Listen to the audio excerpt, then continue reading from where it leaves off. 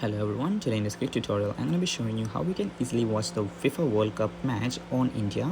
So in order to begin, I'll first open up my app store, and here I'm going to do is go into my search bar and type in ZTV, and here you can see the C5 movies. I'm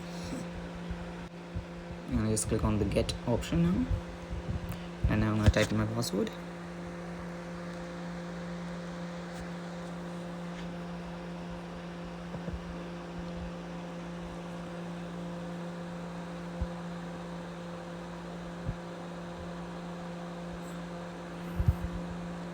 So once you have the app downloaded, you can open the app, and now first it will ask you to select your language. So in my case it's Malayalam, so I'm going to select Malayalam and continue.